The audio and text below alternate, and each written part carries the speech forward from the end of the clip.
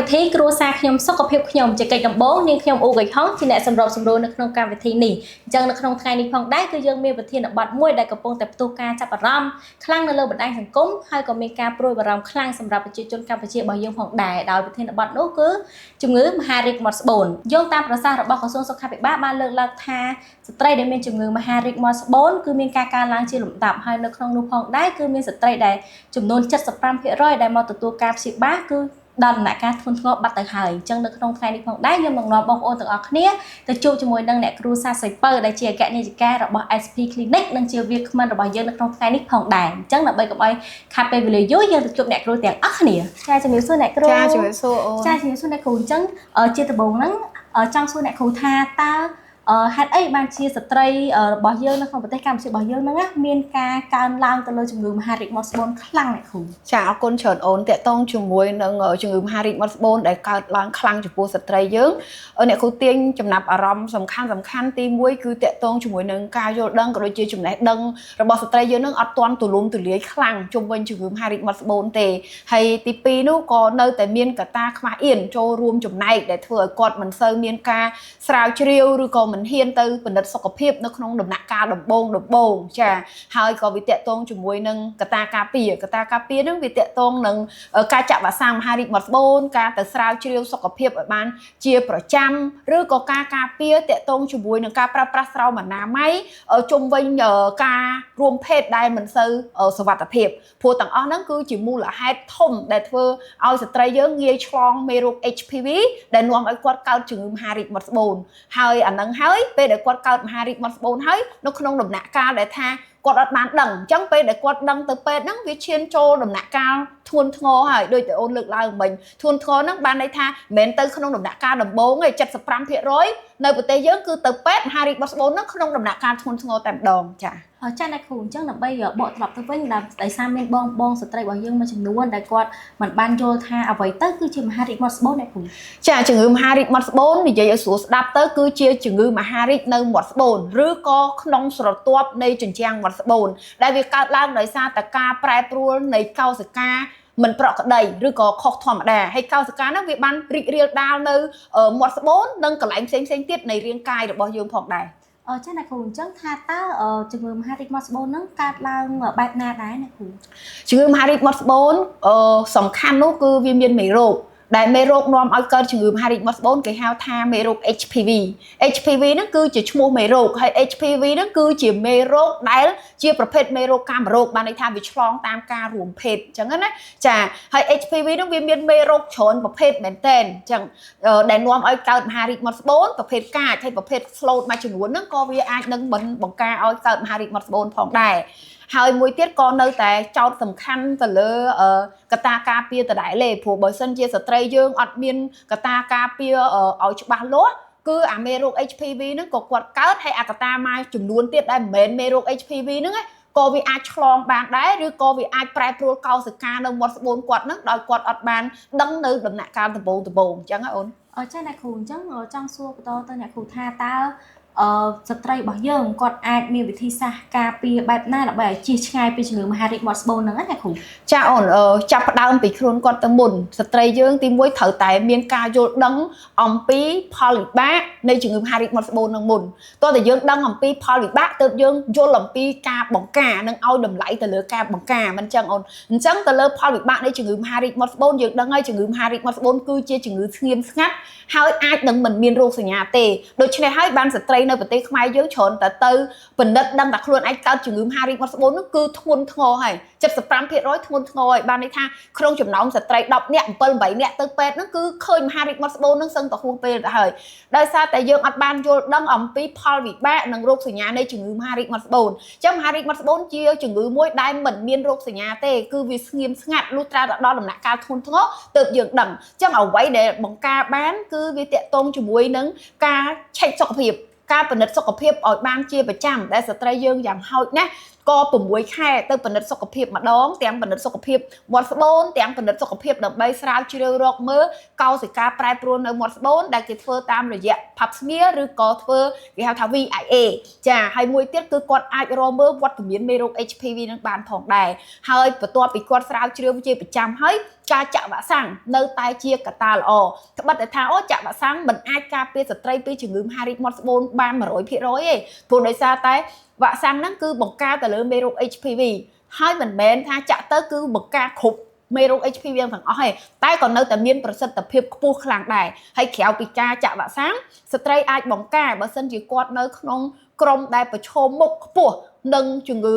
កាមរោគដូចជាអ្នកដែលគាត់មានដៃគូរួមភេទច្រើនអ្នកដែលគាត់បម្រើសេវាកម្មផ្លូវភេទគាត់ត្រូវតែប្រើប្រាស់ស្រោមអនាម័យឲ្យបានជាប់លាប់ព្រោះពេលដែលគាត់ប្រើប្រាស់ស្រោមអនាម័យបានជាប់លាប់វាអាចកាត់បន្ថយពីមេរោគ HPV ហ្នឹងកាត់បន្ថយពីមេរោគសេមាន់អាចកាត់បន្ថយពីមេរោគកាមរោគដែលនាំឲ្យគាត់ទៅជារលាកមាត់ស្បូនរ៉ាំរ៉ៃធ្ងន់ធ្ងរហើយរហូតដល់ទៅជាមហារីកបានផងដែរដូចជាប្រភេទប្រមេះទឹកបាយប្រមេះទឹកថ្លាដែលគេហៅថា Chlamydia gonorrhea អញ្ចឹងចំណុចសំខាន់គឺពិនិត្យសុខភាពបានទៀងទាត់ឲ្យដឹងពីជំងឺ HPV ហ្នឹងមានមេរោគហ្នឹងឬក៏មិនមានទី2គឺការការពារសុខភាពរបស់គាត់ដូចជាការប្រើប្រាស់ស្រោមអនាម័យដូចជាការចាក់វ៉ាក់សាំងអញ្ចឹងណាសង្ខេបឡើងមកវិញចា៎ចា៎អ្នកគ្រូអញ្ចឹងប្រហែលជាមានចម្ងល់ច្រើនណាស់ពីបងស្រីរបស់យើងថាតើរោគសញ្ញានៃមហារីកមាត់ស្បូនហ្នឹងដែលថាស្ងៀមស្ងាត់អត់មានតែពេលដែលមានគឺធ្ងន់ធ្ងរអញ្ចឹងចង់ដឹងថាតើរោគសញ្ញាទាំងអស់ហ្នឹងមានអីគេខ្លះដែរអ្នកគ្រូចាអូនភាគច្រើនដំបូងគឺអត់ធ្វើទុកអីទេជំងឺមហារីកមាត់ស្បូនហើយបើស្ត្រីយើងប្រកែទ្រាំទៀតបកែទ្រាំដោយសារគាត់យល់ថាទ្រាំសិនទៅតិចទៀតវាបាត់ហើយឬក៏មួយទៀតគាត់យកកត្តាជីវភាពមកថាអូវាមិនទាន់សំខាន់ទេនៅទ្រាំបាននៅទុកបានចាគិតពីកត្តាហូបចុកឬខំប្រឹងរកស៊ីសិនទៅមិនទាន់ទៅពេទ្យទេអាហ្នឹងបានវិវត្តកាន់តែធ្ងន់ធ្ងរទៅកត្តាដែលវាឆ្លើយតបនឹងរោគសញ្ញាដែលឆ្លើយតបឲ្យគាត់ដឹងនោះវាតកតងជាមួយនឹងការធ្លាក់ឈាមហ្នឹងគឺធ្លាក់ឈាមច្រើនធ្លាក់ឈាមខ្លាំងធ្លាក់ឈាមយូរវាលើសពីការធ្លាក់ឈាមពេលមករដូវចាមួយទៀតគឺការឈឺចាប់នៅម្ដុំអាងតាគៀករបស់គាត់ហ្នឹងបានន័យថាចុកពោះឈឺចាប់ក្នុងផ្នែកខាងក្រោមនៃពោះហ្នឹងចាមួយទៀតគឺឈឺចាប់ពេលរួមភេទពេលដែលគាត់នៅជាមួយគ្រួសារមានឈឺចាប់ឬក៏មានធ្លាក់ឈាមអញ្ចឹងគឺជាសញ្ញាសំខាន់មានធ្លាក់ឈាមមានឈឺចាប់ពេលរួមភេទឬក៏ធ្លាក់ឈាមពេលរួមភេទហ្នឹងឯងចាចាអ្នកគ្រូអញ្ចឹងចង់សួរអ្នកគ្រូថាតើ HPV ជាមួយនឹងមហារីកមាត់ស្បូននឹងមានទំនាក់ទំនងគ្នាដូចម្តេចដែរអ្នកគ្រូអូខេ HPV និងមហារីកមាត់ស្បូននឹងមានទំនាក់ទំនងគ្នាព្រោះ 90% នៃជំងឺមហារីកមាត់ស្បូនគឺកើតឡើងដោយសារ HPV អញ្ចឹងមែនតើទៅ HPV នឹងគឺជាមេរោគគឺជាដើមហេតុបានន័យថា primary cause ចាគឺជាដើមហេតុដែលនាំឲ្យស្ត្រីនឹងអាចប្រែប្រួលកោសិកានៅមាត់ស្បូនគាត់វិវត្តទៅជាជំងឺមហារីកអញ្ចឹងណាអូនចាអ្នកគ្រូអញ្ចឹងចង់សួរថាតើមេរោគ HPV ហ្នឹងវាមានរោគសញ្ញាអីគេដែរអ្នកគ្រូក៏ពិតមេរោគ HPV ហ្នឹងវាអត់មានរោគសញ្ញាអីទេព្រោះវាជាមេរោគ HPV នេះអត់មានរោគសញ្ញាអីទេគឺជាមេរោគប៉ុន្តែវត្តមានស្ត្រីយើងដែលមានមេរោគហ្នឹង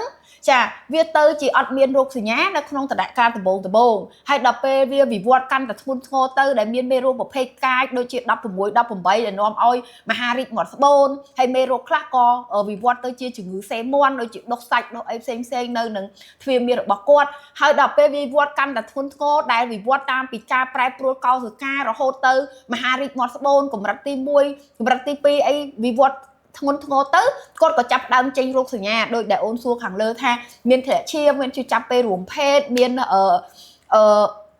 ធ្លាក់ឈាមពេលដែលគាត់នៅមួយគ្រួសារចាឬក៏ឈឺចាប់ម្ដុំអាងតាគៀកគាត់អីហ្នឹងអាហ្នឹងវាកើតឡើងដោយសារអាមេរោគ HPV ហ្នឹងដែលវាជ្រៀតចូលទៅហើយវាសង្ងំខ្លួនអាចនឹងមិនមានរោគសញ្ញាដល់តែពេលមានរោគសញ្ញាទៅគឺវិវត្តទៅមហារីកនឹងឯងដំណាក់កាលបន្តបន្ទាប់ចាចាអ្នកគ្រូចង់ឲ្យអ្នកគ្រូលំអិតទៅកាន់បងស្រីរបស់យើងថាតើដំណាក់កាលដែលអ្នកគ្រូនិយាយបាញ់មិញហ្នឹងមានដំណាក់កាលទី1ទី2ហ្នឹងដំណាក់កាលហ្នឹងមិនដែរអ្នកគ្រូដំណាក់កាលទី1ទី2ហ្នឹងគឺជាដំណាក់កាលនៃជំងឺមហារីកមាត់ស្បូនហើយស្ត្រីយើងតែងតែលើកទឹកចិត្តឲ្យបងប្អូនស្ត្រីយើងហ្នឹងទៅពិនិត្យកោសិកាប្រែប្រួលចានៅមាត់ស្បូនដូចយើងនិយាយមុនហ្នឹងចឹងមហារីកមាត់ស្បូនគឺជាជំងឺមហារីកដែលវាកើតឡើងដោយសារតែកោសិកាហ្នឹងវាវិវត្តមិនធម្មតាបានន័យថានៅក្នុងមាត់ស្បូនយើងវាមានអាមេរោគមួយយ៉ាងវាទៅទុំទៅលើអាភ្នាសមាត់ស្បូនស្បែកមាត់ស្បូនហ្នឹងវាទៅជាដុសកោសិកាមិនធម្មតាឥឡូវឧទាហរណ៍ថាអ្នកខ្លះគាត់មុតដៃចឹងតបៅ តបៅហ្នឹងវាអត់មានកោសិកាខុសធម្មតាវាតបៅហើយវាជាសះស្បើយតាមហ្នឹងទៅតែតបៅខ្លះវាមានកោសិកាដុះមិនធម្មតាវាទៅជារីករាលដាលស៊ីរូងដែលគេមើលទៅឃើញកោសិកាហ្នឹងគឺប្រែប្រួលទៅជាមហារីកហើយវារីកខុសប្រក្រតីហើយវាមិនមែនរីកទៅកន្លែងហ្នឹងទេវាមានជ្រៀតចូលទៅផ្នែកផ្សេងទៀតនៃរាងកាយយើងទៀតអញ្ចឹងណាចាអញ្ចឹងបកត្រឡប់ទៅសំណួរអូនវិញដំណាក់កាលរបស់មហារីកហ្នឹងគឺការដែលយើងទៅពិនិត្យកោសិកាប្រែប្រួលហ្នឹងបានន័យថាយើងអត់ទាន់ជាជំងឺមហារីកទេយើងគ្រាន់តែចង់ដឹងថាយើងមានអាកោសិកាដុសខុសធម្មតាហ្នឹងនៅមាត់ស្បូនអត់ហើយបើពេលដែលយើងមើលឃើញថាដុសខុសធម្មតាហើយវានឹងមានដំណាក់កាលថាដុសខុសធម្មតាហ្នឹងដំណាក់កាលប្រមាណតទៅពេលលើសពីដុសប្រែប្រួលធម្មតាវាកើតទៅជាមហារីកបាត់ហើយអញ្ចឹងមហារីកបាត់ហើយហ្នឹងវាមានស៊ីន1ស៊ីន2អីចឹងទៅតាមកម្រិតនៃការវាតម្លៃរបស់គ្រូពេទ្យយើងអញ្ចឹងណាអូនចាចាអ្នកគ្រូអញ្ចឹងចង់សួរបន្ថែមថាតើជំងឺមហារីកនឹងអាចកើតឡើងដោយខ្លួនឯងឬក៏យ៉ាងណាដែរអ្នកគ្រូមហារីកនឹងអាចកើតឡើងដោយខ្លួនឯងអត់មែនទែនទៅបុព្វហេតុដែលនាំឲ្យកើតមហារីកនឹងដូចយើងនិយាយខាងលើគឺ 90% ជាងវាមកពីមេរោគ HPV ហ្នឹងហើយកត្តារួមផ្សំផ្សេងទៀតគឺដោយសារតែមានវត្តមាននៃការដុសខុសប្រក្រតីនៃកោសិកានៅកន្លែងណាមួយដែលធ្វើឲ្យកោសិកាយើងលូតលាស់ខុសពីធម្មតាចាចាំបើថាឲ្យសុកវាកើតឯងវាដោយគ្មានអ្នកណាធ្វើអីហ្មងតាមការស្រាវជ្រាវគឺវាអត់វាមានមូលហេតុរបស់វាចាចាអ្នកគ្រូចង់សួរត្រឡប់ទៅថាតើការធ្លាក់ឈាមតាមទ្វារមាសខុសធម្មតាហ្នឹងអាហ្នឹងតើវាមានន័យថាវាជាជំងឺមហារីកឬក៏យ៉ាងណាអ្នកគ្រូចាអូនការធ្លាក់ឈាមខុសធម្មតារបស់ស្ត្រីវាមិនមែនសុទ្ធតែជាជំងឺមហារីកមាត់ស្បូនទេអាហ្នឹងហើយដែលធ្វើឲ្យស្ត្រីយើងគាត់យល់ច្រឡំព្រោះការធ្លាក់ឈាមវាមានច្រើនឧទាហរណ៍ថាការធ្លាក់ឈាមដោយសារតែកត្តាអរម៉ូនគាត់ប្រើប្រាស់ជាមួយនឹងមធ្យោបាយវិទ្យាកណើតក៏ធ្វើឲ្យធ្លាក់ឈាមរអាក់រអួលដែរខុសពីឈាមរដូវថាគាត់មករដូវហើយធ្លាក់ឈាមទៀតហើយក៏ស្រាប់តែបាត់ហើយធ្លាក់ទៀតអីចឹងទៅមួយទៀតគឺកត្តាធ្លាក់ឈាមដោយសារតែគាត់មានជំងឺនៅក្នុងស្បូនដូចជាមានដុំមានដុសសាច់អីផ្សេងចឹងទៅឬក៏រលាកមាត់ស្បូនអីចឹងទៅឬក៏កើតឡើងដោយសារការប្រែប្រួលអរម៉ូនស្ត្រីឈានទៅដល់ការអស់រដូវឬក៏មុនពេលគាត់អស់រដូវហ្នឹងវាមានការធ្លាក់ឈាមដែលវាវែងការធ្លាក់ឈាមដែលរដូវគាត់វែងឬក៏រអាក់រអួលចំនួនថ្ងៃហ្នឹងច្រើនជាងមុនអញ្ចឹងទៅគាត់អត់ចាប់អារម្មណ៍ទេអញ្ចឹងវាធ្វើឲ្យមានភាពច្រឡំគ្នាអ្នកខ្លះទៀតគាត់យល់ថាគាត់ធ្លាក់ឈាមបែបហ្នឹងសង្ស័យមកពីអាយុគាត់នឹងចិត្តអស់រដូវហើយភាគច្រើនអ៊ំចាស់មួយចំនួនគឺគាត់តែងតែយល់ច្រឡំដល់ទៅពេលយល់ច្រឡំអញ្ចឹងធ្វើឲ្យការដែលគាត់មកពេទ្យដឹងថាគាត់មហារីកមាត់ស្បូនហ្នឹងវាយឺតពេលនឹងឯងដោយសារតែច្រឡំថាអាធ្លាក់ឈាមហ្នឹងអាចជាធ្លាក់ឈាមនៃជំងឺមួយផ្សេងដែលមិនមែនជាជំងឺមហារីកមាត់ស្បូនហ្នឹងចាអ្នកគ្រូអញ្ចឹងចង់បន្ថែមទៅពីលើហ្នឹងថាតើជំងឺមហារីកមាត់ស្បូនរបស់យើងមានបែងចែកប្រមាណប្រភេទអ្នកគ្រូហើយជំងឺតើប្រភេទណាមួយដែលស្ត្រីរបស់យើងកើតឡើងញឹកញាប់ជាងគេដែរអ្នកគ្រូនិយាយទៅជំងឺមហារីកមាត់ស្បូនការបែងចែកវាអាស្រ័យទៅលើថាមហារីកមាត់ស្បូននឹងកម្រិតទីប្រមាណអាហ្នឹងបើនិយាយពីជំងឺមហារីកមាត់ស្បូនហ្មងណាចាជំងឺមហារីកមាត់ស្បូននឹងកម្រិតទីប្រមាណហើយកម្រិតដំបូងឬក៏ដំណាក់ចូលដល់មហារីកមាត់ស្បូនដំណាក់កាលដំបូងឬក៏មហារីកមាត់ស្បូនដំណាក់កាលធ្ងន់ធ្ងរចាទី1ទី2ទី3អញ្ចឹងទៅតាមដំណាក់កាលរបស់វាអញ្ចឹងពេលដែលអ្នកជំងឺគាត់កើតជាជំងឺមហារីកមាត់ស្បូនអ្នកជំនាញផ្នែកមហារីកគាត់នឹងធ្វើការវាយតម្លៃថាមហារីកដំណាក់កាលដំបូងហ្នឹងវា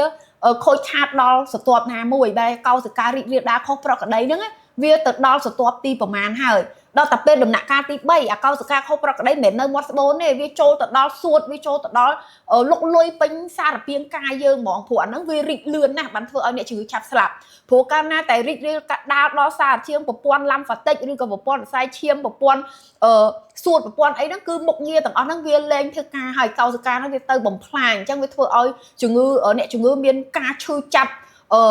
ខ្លាំងចាមានប្រព័ន្ធភាពស៊ាំគាត់ចុះខ្សោយអញ្ចឹងបានជំងឺមហារីកមាត់ស្បូនគឺវាលំបាកនៅក្នុងការព្យាបាលចាដែលការព្យាបាលគឺវាក្នុងកម្រិតធ្ងន់ធ្ងរសឹងថាការព្យាបាលมันអាចស្រោចស្រង់ឡើងមកវិញទេដូចជាការបាញ់កាំរស្មីឬក៏បញ្ចូលសារធាតុគីមីអញ្ចឹងសួរថាបាញ់កាំរស្មីនិងបញ្ចូលសារធាតុគីមីដើម្បីអីទី1ដើម្បីទប់ស្កាត់អាកោសិកាហ្នឹងកុំឲ្យរីករាលដាលទៅកន្លែងផ្សេងទៀតព្រោះកោសិកាហ្នឹងវារីករាលដាលមិនមែននៅតែមាត់ស្បូនហ្នឹងទេគឺវាពេញរាងកាយរបស់យើងតែម្ដងចាហើយអាការបាញ់កាំរស្មីបញ្ចូលគីមីហ្នឹងគឺបញ្ឈប់ឬក៏ទប់ស្កាត់កុំឲ្យរីករាលដាលតែបើយើងមើលអត់ទាន់រាលដាលពេញខ្លួនអាបាញ់កាំរស្មីនិងបញ្ចូលគីមីហ្នឹងក៏វាឆ្លើយតបមិនទាន់ដែរអញ្ចឹងណាអញ្ចឹងទៅតាមការវាយតម្លៃរបស់អ្នកជំនាញរបស់យើងដែលគេមានការវាយតម្លៃថានៅក្នុងកម្រិតណាមួយអាហ្នឹងបើនិយាយពីជំងឺមហារីកមាត់ស្បូនតែបើនិយាយពី មេរោគ HPV ណាខ្លះដែលនាំឲ្យកើតជំងឺមហារីកមាត់ស្បូនច្រើនជាងគេអាហ្នឹងវាផ្ដោតទៅលើមេរោគដែលវាមានប្រភេទកាយប្រភេទស្លូតដូចជាមេរោគប្រភេទទី11 16 18អីចឹងទៅអាហ្នឹងអាចជួបច្រើនចំពោះអ្នកជំងឺមហារីកហើយប្រភេទផ្សេងដូចជាប្រភេទ30ជាង33 32អីចឹងទៅអាចថាខ្ញុំក៏លោកមិនចាំលេខច្បាស់ព្រោះវាមានច្រើនអាហ្នឹងក៏វាអាចជួបដែរគ្រាន់ថាករណីវាមិនសូវសម្បូរប៉ុន្តែឥឡូវនេះវ៉ាក់សាំងគឺគេមិនមែនបង្ការតែត្រឹមអាមេរោគកាចហ្នឹងឯងគេបង្ការដល់9ប្រភេទចាដល់30ជាងលេខទី30ជាងលេខជាង54 50អីចឹងទៅអញ្ចឹងមេរោគ HPV ហ្នឹងគេដាក់ឈ្មោះវាតាមប្រភេទលេខដូចថាមេរោគរូបបែបនេះគេឲ្យវាលេខទី16រូបបែបនេះគេឲ្យវាលេខទី11រូបបែបនោះគេឲ្យលេខទី34ឬក៏54អីចឹងទៅអាស្រ័យអ្នកប្រាជ្ញគាត់អ្នកដាក់លេខហើយយើងអ្នកអនុវត្តតាមហ្នឹងយើងក៏ស្គាល់តាមការរៀនសូត្រមកដែរចឹងមក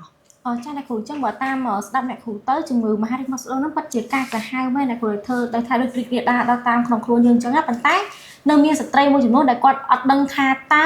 ស្ត្រីរបស់គ្នាគាត់ហ្នឹងបែបណាដែលអាចប្រឈមមុខទៅនឹងជំងឺមហារីកមាត់ស្បូនហ្នឹងណាអ្នកគ្រូអូខេអាហ្នឹងតាំងពីចំណុចដំបូងដែលអូនឯងសួរថាហេតុអីបានស្រុកខ្មែរយើងកើតជំងឺស្ត្រីយើងកើតជំងឺមហារីកមាត់ស្បូនច្រើនម៉េះអញ្ចឹងសំណួរនៅលើថាយើងអត់បានយល់ដឹងតើពេលយើងអត់បានយល់ដឹងស៊ីជម្រៅយើងអត់ដឹងថាស្អីខ្លះដែលប្រឈមមុខឲ្យយើងនឹងកើតជំងឺមហារីកមាត់ស្បូនខ្ពស់អញ្ចឹងថ្ងៃនេះអ្នកគ្រូនឹងនិយាយពីកត្តាប្រឈមមុខសំខាន់ដែលនាំឲ្យស្ត្រីកើតជំងឺមហារីកមាត់ស្បូនខ្ពស់ទី1ក៏វាតាក់ទងមួយកត្តាអាយុ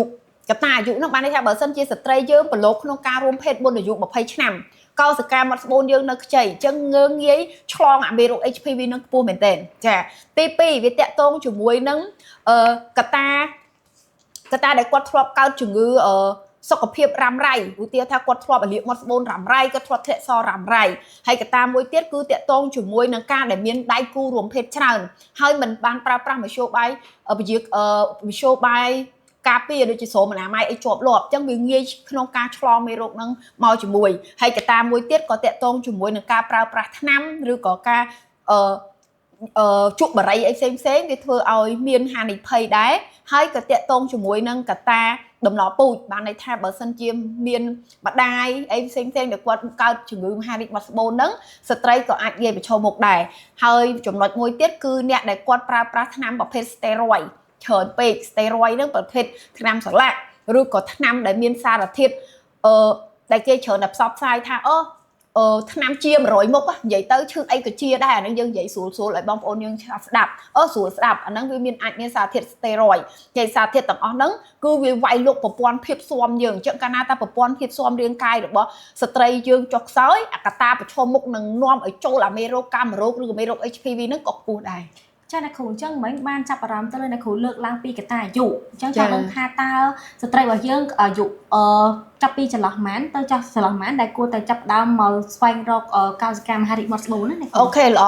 អតកតងមួយកោសិកាមហារីកមាត់ស្បូនឲ្យតែស្ត្រីឆ្លងកាត់ការរំភេទហើយសុទ្ធតែអាចនឹងចាំបាច់ត្រូវតែ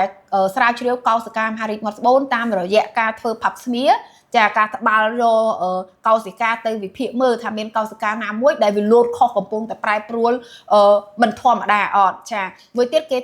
អាចធ្វើ VIA ករណីមាត់ស្បូនរបស់ស្ត្រីហ្នឹងគាត់មានប្រឡាត់មានអីចឹងទៅគឺគេធ្វើបានហើយលំអិតទៀតនោះគឺគេអាចទៅមើលអា HPV វិញតែម្ដងថាមានវត្តមាន HPV នៅក្នុងខ្លួនគាត់អត់អាហ្នឹងគ្រប់ស្ត្រីដែលឆ្លងកាត់ការរួមភេទរួចគឺគាត់អាចរកកោសិកាមហារីកមាត់ស្បូននឹងបានហើយដោយឡែកបើសិនជាស្ត្រីយើងដែលនៅលីវយើងចង់ការពារមហារីកមាត់ស្បូនឲ្យមានប្រសិទ្ធភាពគឺយើងចាក់វ៉ាក់សាំងតែម្ដងហើយការចាក់វ៉ាក់សាំងហ្នឹងគឺចាប់ផ្ដើមឡើងពីស្ត្រីយើងនៅក្នុងអាយុ9ទៅ14ឆ្នាំយើងចាក់ដោយមិនបាច់ចាំពិនិត្យកោសិកាមហារីកមាត់ស្បូនទេចា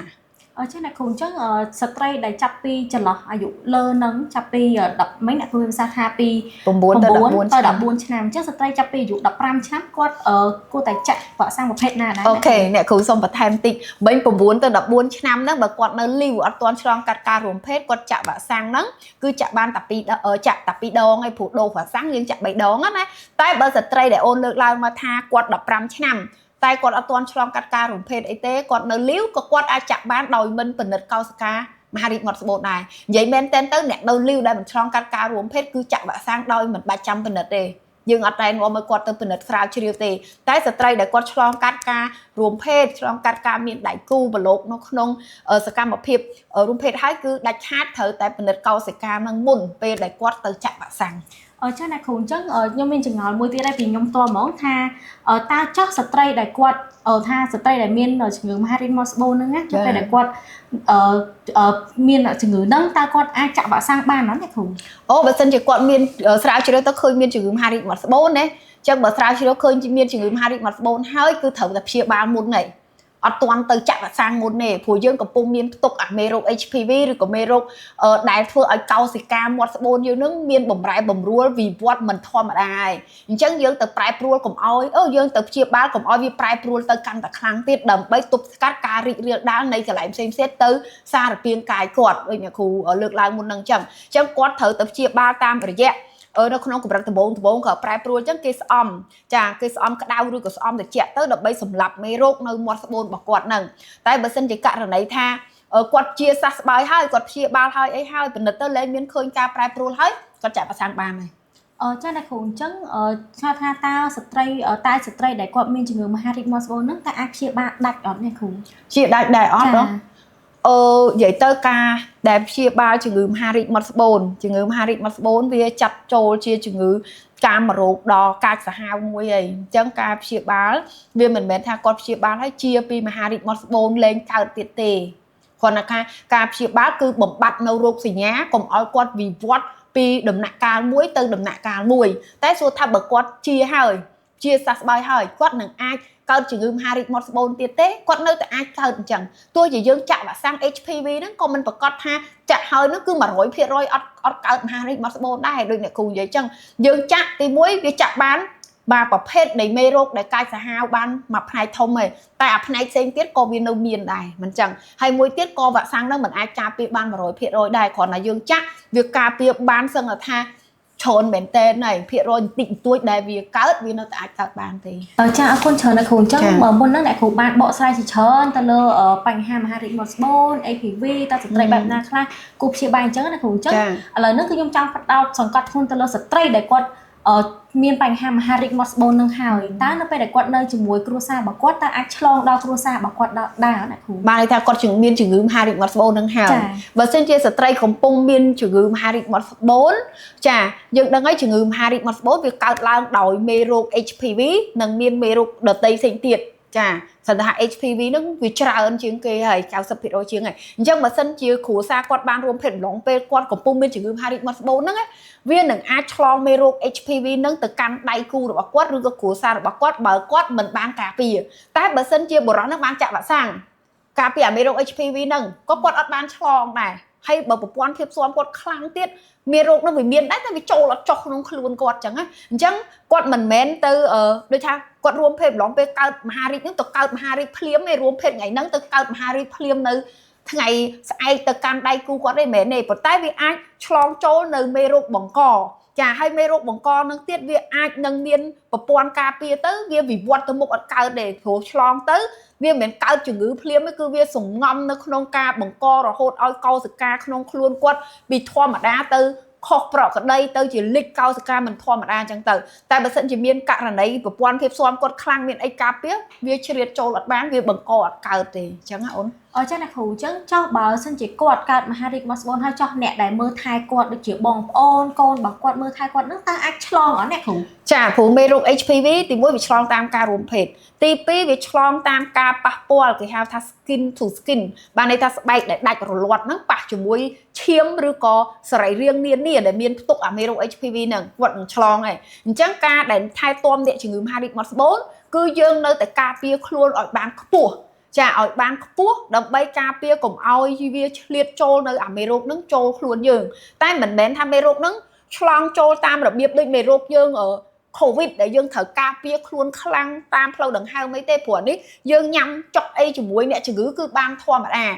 ដកដង្ហើមរស់នៅក្នុងបន្ទប់អីជាមួយគ្នាធម្មតាកុំតែឲ្យយើងនឹង vừaទៅប៉ះពាល់អាឈាមហ្នឹងដែលយើងកំពុងដាច់រលាត់ទៅបើសិនជាប្រព័ន្ធភាពស៊ាំយើងវាខ្សោយផងយើងអត់មានប្រព័ន្ធការពារឬអាចបានចាក់វ៉ាក់សាំងការពារអាមេរោគហ្នឹងផងវាអាចឆ្លៀតមេរោគហ្នឹងចូលក្នុងខ្លួនយើងហើយពេលដែលចូលក្នុងខ្លួនយើងហើយក៏មិនមែនឲ្យគាត់ហ្នឹងកើតមហារីកភ្លាមដែរវានៅតែមានការវិវត្តរបស់មេរោគមហា HPV ហ្នឹងតាមដំណាក់កាលដូចគ្នាចាអ្នកគ្រូអញ្ចឹងឆ្លងថាតើស្ត្រីរបស់យើងដែលគាត់មានផ្ទៃពោះណាគ្រូហើយគាត់កំពុងតែមានជំងឺមហារីកប៉ុន្តែគាត់អាចប៉ះពាល់ដល់កូនក្នុងពោះគាត់ដែរអូខេពេលដែលស្ត្រីគាត់មានជំងឺមហារីកមាត់ត្បូងឡងពេលដែលគាត់មានកូនគឺជាការពិចារណាយ៉ាងលំបាកសម្រាប់គ្រូពេទ្យនិងស្ត្រីខ្លួនឯងព្រោះដែលសារការព្យាបាលជំងឺមហារីកមាត់ត្បូងត្រូវប្រើកាំរស្មីឬក៏សារធាតុគីមីអញ្ចឹងវាប៉ះពាល់ទៅដល់កូននឹងស្រាប់ហើយតែបើសិនជាគាត់មានផ្ទៃពោះនៅក្នុងដំណាក់កាលមហារីកនឹងដំបូងការរក្សាគល់នឹងអាចបន្តបានកូននៅក្នុងពោះរបស់គាត់នឹងអត់ឆ្លងមេរោគនឹងពេលពីក្នុងម្ដាយទៅកូនពេលពពុះនឹងទេប៉ុន្តែវាឆ្លងតាមរយៈការសម្រាលគឺសម្រាលតាមបែបធម្មជាតិគឺវាឆ្លងតាមរយៈទ្វារមាសទៅវិញចាចាអ្នកគ្រូអញ្ចឹងតើក្នុងតើករណីណាខ្លះដែលគាត់អត់អាចទុកកូននឹងបានណាអ្នកគ្រូនៅពេលដំណាក់កាលមហារីកហ្នឹងណាអ្នកគ្រូ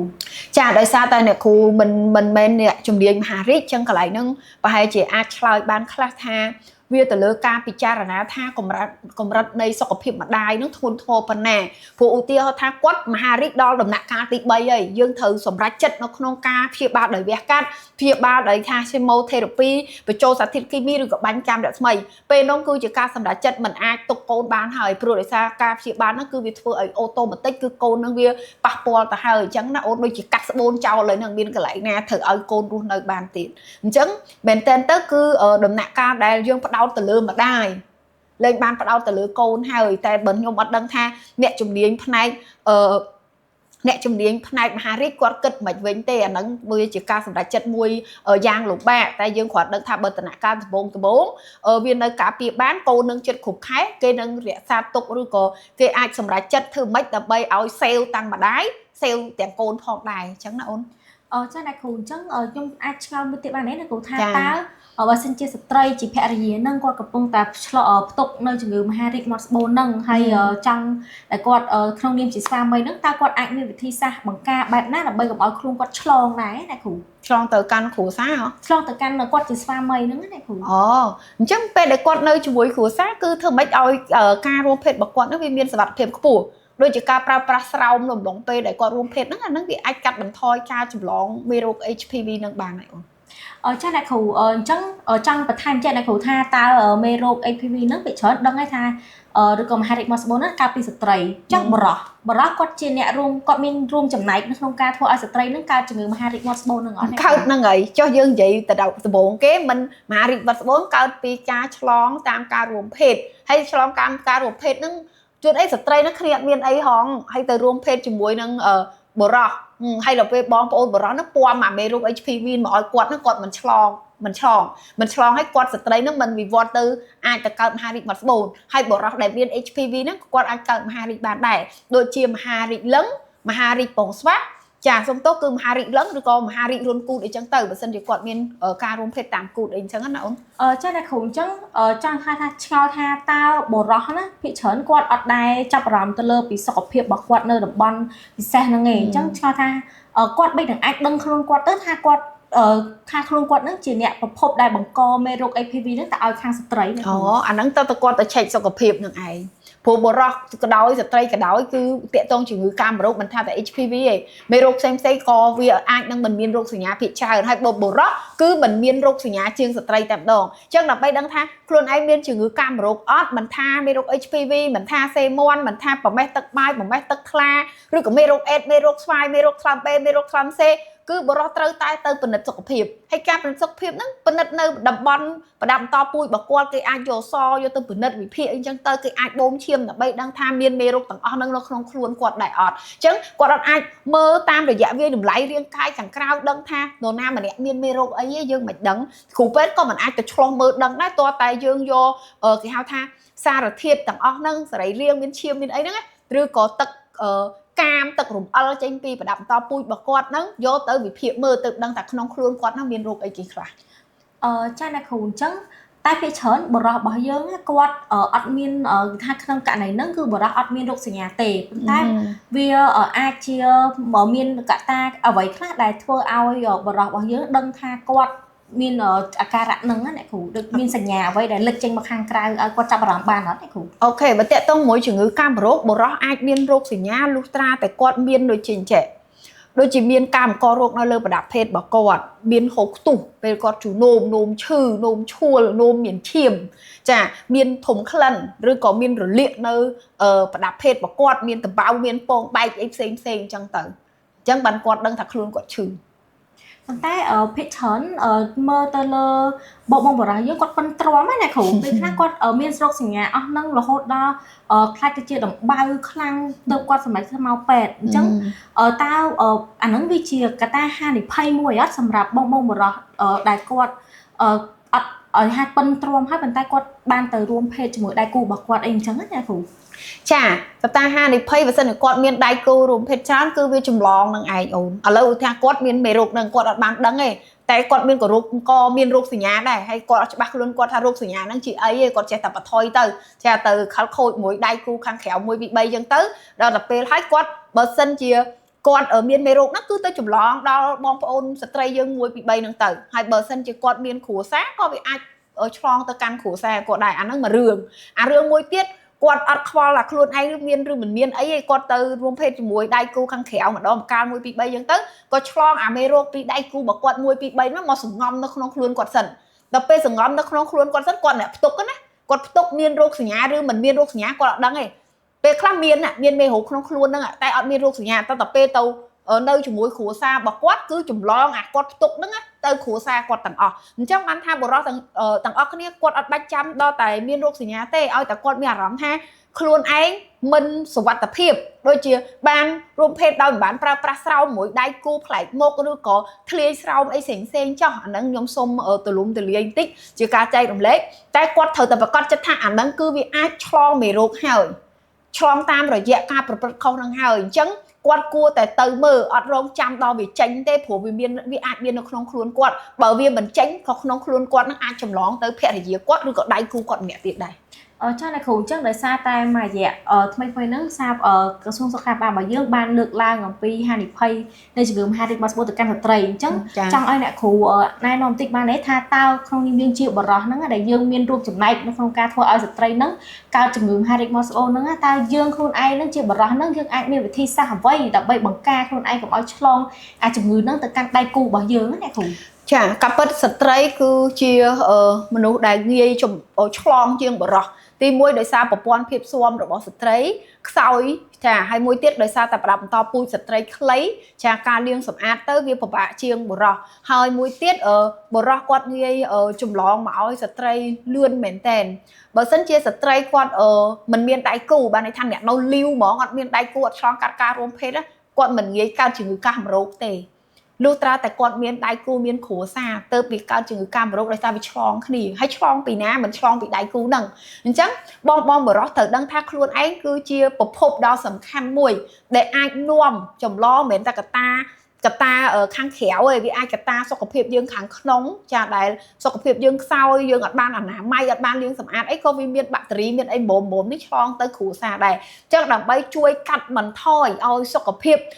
គ្រួសារភរិយាលើងល្អចាប់ផ្ដើមពីបងបរិះទៅមុនទី1យើងព្យាយាមអនាម័យឲ្យបានខ្ពស់មួយទៀតព្យាយាមធ្វើយ៉ាងម៉េចឲ្យយើងនឹងស្មោះមួយនឹងមួយបើមានដៃគូខលខូចក្នុងបកាណាមួយក៏ដោយកុំគិតថាអត់អីចាត្រូវតែបានការពារ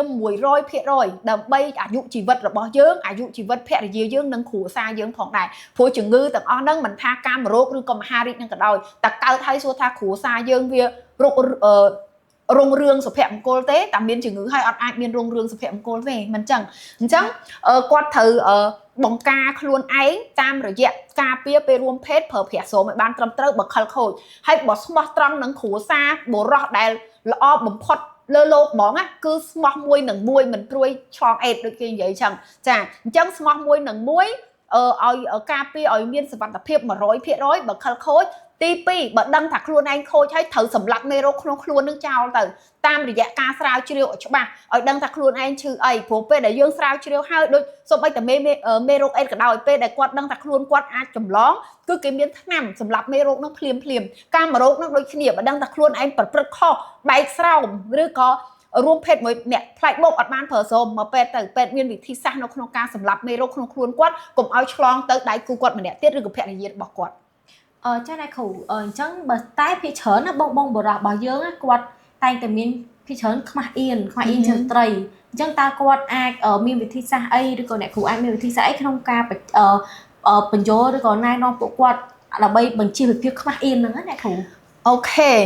ការណែនាំគ្រាន់តែការណែនាំឯងប៉ុន្តែការសម្រេចចិត្តនិងការយល់នៅលើបុរសដដែលទេព្រោះពេលខ្លះភាសាអ្នកគ្រូចេញទៅយើងស្ដាប់ឮប៉ុន្តែយើងបំលែងទៅអត្ថន័យបែបម៉េចអញ្ចឹងខ្ញុំចង់ជម្រាបបងប្អូនបរិសុទ្ធថាយើងមិនអាចខ្មាស់អៀនទេព្រោះវាជាសុខភាពវាជាជំងឺហើយទៅខ្មាស់អៀនរឿងអីបើយើងឈឺហ្នឹងសួរថាអ្នកណាម្នាក់ចង់ឈឺតែបើយើងដឹងថាខ្លួនយើងឈឺអីត្រូវតែរូតរះនៅក្នុងការព្យាបាលជំងឺនិងបង្ការកុំឲ្យឈឺដោយឡែកបងប្អូនបរិសុទ្ធគាត់ចេះតែគិតថាអ្នកដែលមានបញ្ហារោគបុរសឬក៏ទៅឆែកសុខភាពបុរសអ្នកនឹងខលខូចបដូរ mindset មកវិញចុះបើសិនជាករណីយើងខលខូចហើយយើងបន្តឲ្យកាន់តែខុសទៀតអាមួយណាល្អចុះបើយើងថាជ្រុលខ្លួនថាវាខុសយើងនៅបង្ការបានមិនរឿងហ្នឹងវាអត់វិវត្តទៅធ្ងន់ធ្ងរវាល្មមយើងអាចដោះស្រាយបានហើយមួយទៀតជំងឺ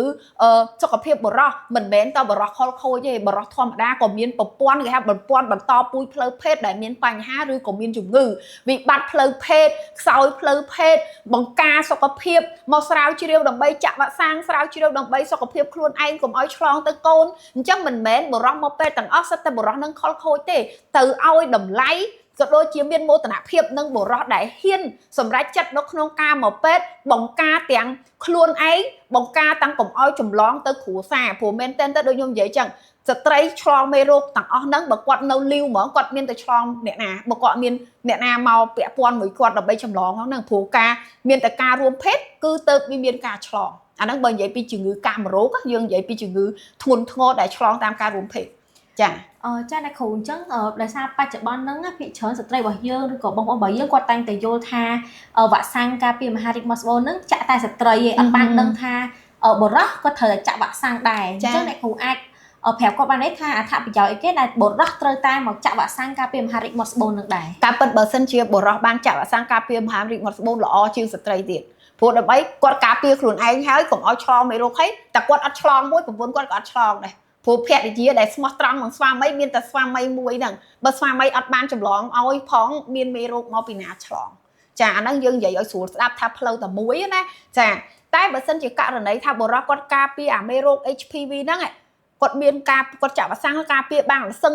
100% តាម WHO លើកឡើងចាថា close to 100% អញ្ចឹងបានន័យថាពេលដែលគាត់ខលខូចយ៉ាងម៉េចយ៉ាងម៉ាយើងមិនលើកទឹកចិត្តឲ្យគាត់ខលខូចទេប៉ុន្តែគាត់មានអីការពារក្នុងខ្លួនគាត់ដែលមិនឲ្យមេរោគហ្នឹងសងំនៅក្នុងខ្លួនគាត់ហើយគាត់ចែកចាយមេរោគហ្នឹងបន្តបានអញ្ចឹងបើសិនគ្រាន់តែថាដើម្បីខ្ញុំសឹងនិយាយថាដើម្បីលើកកម្ពស់កុំឲ្យស្ត្រីកើតមហារីកមកស្បូនចាប់ផ្ដើមពីបុរសទៅ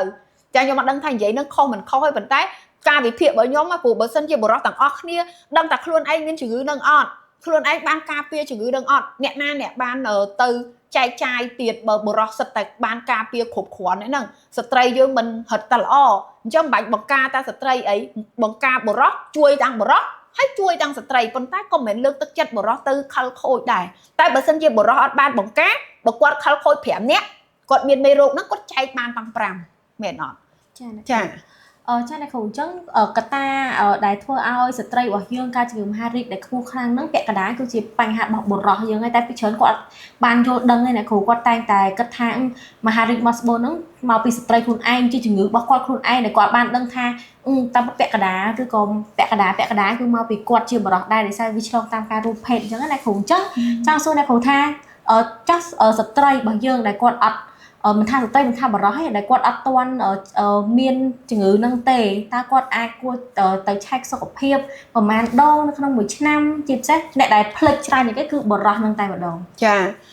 ស្ត្រីយើងបើសិនជាគាត់អត់បានចាក់វ៉ាក់សាំងការពារមហារីកមកស្បូនហ្នឹងគួរតែឆែកកោសិកាមហារីករៀងរាល់6ខែម្ដង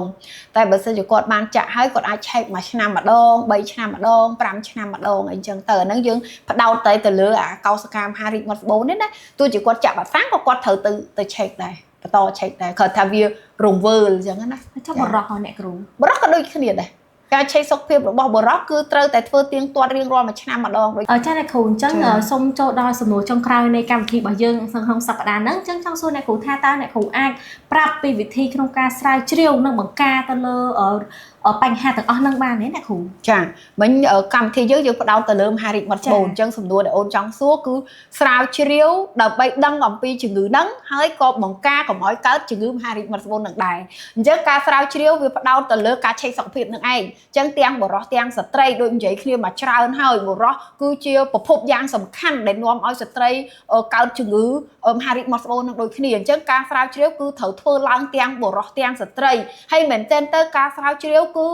វាសំខាន់ហើយវាក៏មិនចំណាយលុយច្រើនចំណាយពេលច្រើនដែរស្ត្រីយើងគិតមើលទាំងបុរសទាំងស្ត្រីបើមួយឆ្នាំយើងគ្រាន់ចំណាយពេលឲ្យខ្លួនឯងកាន់ដៃគ្នាទៅស្រាវជ្រាវសុខភាពតែយើងមានមេរោគណាមួយអត់ដើម្បីប៉ះពាល់ដល់គ្រួសារយើងគឺវាសំខាន់មែនទែនអញ្ចឹងការស្រាវជ្រាវមានតែស្រាវជ្រាវការប្រែប្រួលមានកោសិកាប្រែប្រួលនឹងអត់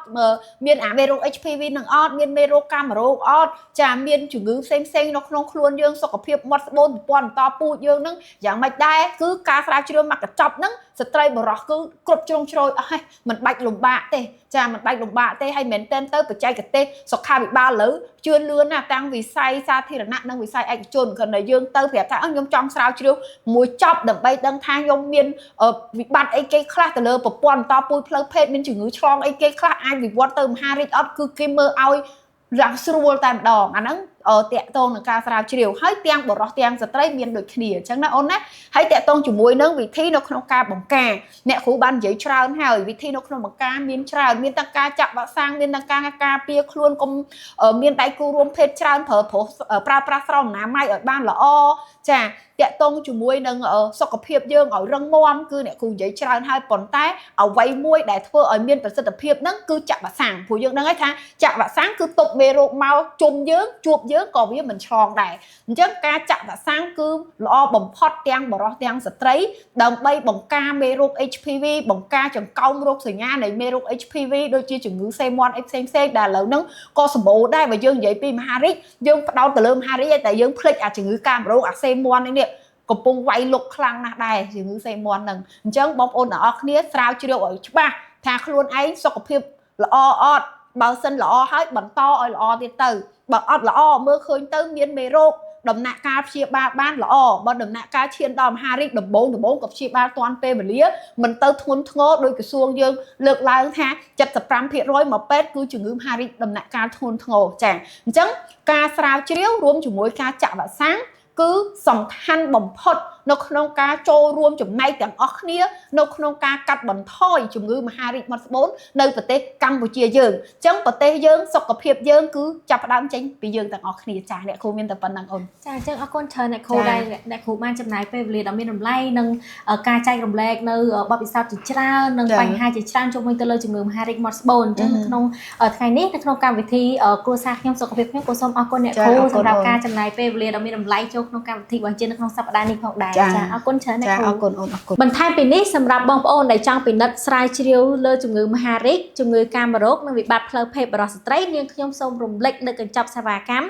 SPRSI និង SPMRI ដែលជាកញ្ចប់ពិនិត្យសុខភាពគ្រប់ជ្រុងជ្រោយសម្រាប់បរិសុទ្ធស្ត្រីមិនតែប៉ុណ្ណោះក៏មានវ៉ាក់សាំងការពារជំងឺមហារីកមាត់ស្បូនផងដែរកម្មវិធីគ្រួសារខ្ញុំសុខភាពខ្ញុំកម្មវិធីនេះឧបត្ថម្ភធំដោយ SP Clinic ដែលគូបង្កើតក្តីសុខសុភមង្គលតាមបែបធម្មជាតិសូមអរគុណ